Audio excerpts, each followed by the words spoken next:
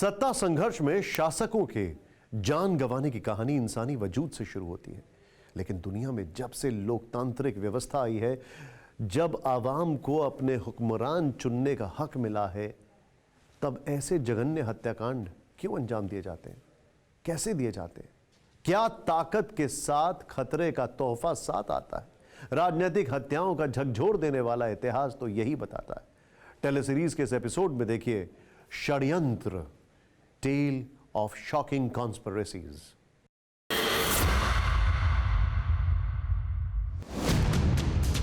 बीसवीं सदी के दस्तावेजों में दर्ज राष्ट्राध्यक्षों का हत्याकांड है ये। इतनी लंबी लिस्ट कि कई पन्ने में भी ना समाये।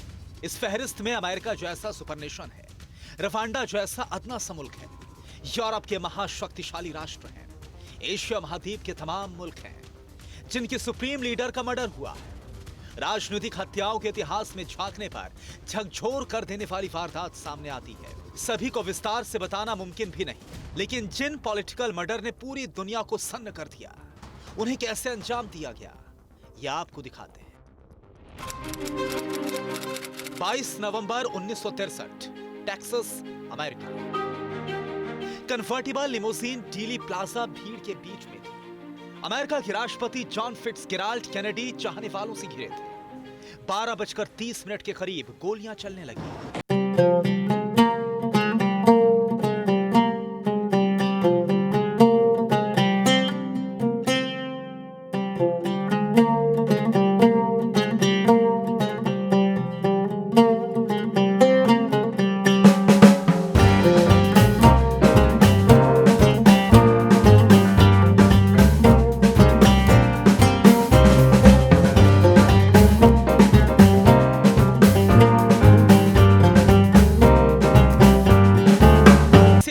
हत्याकांड इतिहास में दर्ज है। मिस्र के पूर्व राष्ट्रपति अनवर सादात का भयावह अंत हुआ था।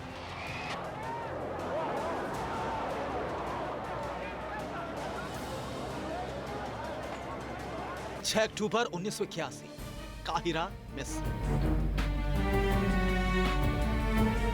मिस्र के फील्ड मार्शल सितारों से जुड़ी नीली वर्दी पहनकर सैन्य परेड में पहुंचे थे, लेकिन जल्दबाजी में वो दो अहम चीजें भूल गए।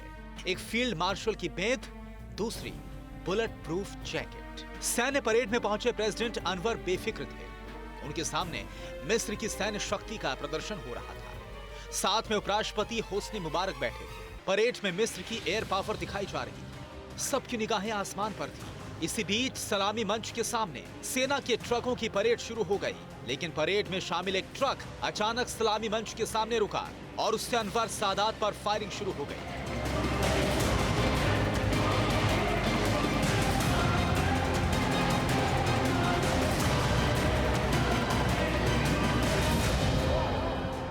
अंधाधुंध गोलीबारी के बीच ग्रेनेड के धमाके होने लगे। हमलावरों ने अनवर सादात को 34 गोलियां मारी। 15 हथियारबंद हमलावरों ने परेड ग्राउंड को खून से लाल कर दिया। हमले में राष्ट्रपति की मौत हो गई।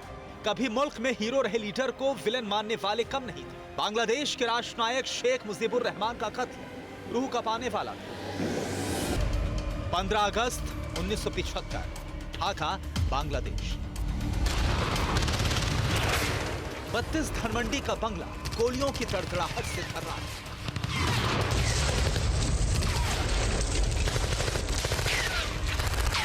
नीचे हो रही गोलीबारी को सुन शेख मुजीब सीढ़ियों से नीचे आए। उन्हें देखते ही गोलियों से भून दिया।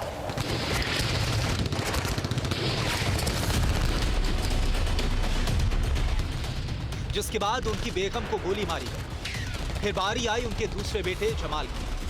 मुजीब की दोनों बहुओं को भी हत्यारों ने नहीं बख्शा। खूनी सिरफिरों ने मुजीब के छोटे बेटे 10 साल के रसेल मुजीब को भी मौत के घाट उतारा। बांग्लादेश में सैन्य तख्तापलट हुआ।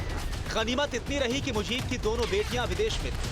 उनकी जान बच गई, वरना पूरे खानदान का सफाया उसी रोज हो जाता। सत्ता संघर्ष में पावर शिफ्ट के लिए नफरत में अंजाम दिए गए हत्याकांड में जिन बड़े नेताओं ने जान गंवाई, उन्हें भी जानिए। 1 जून 2001 को नेपाल के क्राउन प्रिंस दीपेंद्र शाह ने अपने राज परिवार के 9 लोगों की हत्या कर दी।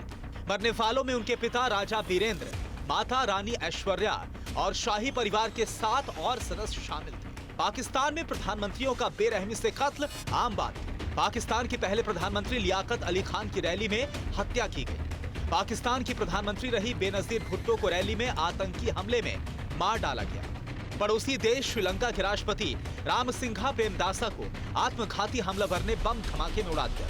कैरेबियन कंट्री हैती के प्रेसिडेंट जोवेनेल मोइस की जुलाई 2021 में उनके घर में घुसकर उन्हें मार दिया गया। कुल मिलाकर देखें तो ये साफ है कि दुनिया भर में सत्ता की बागडोर संभालने वालों पर खतरा मंडराता है। इस खतरे की अनदेखी का नतीजा बेहद खौफनाक होता है।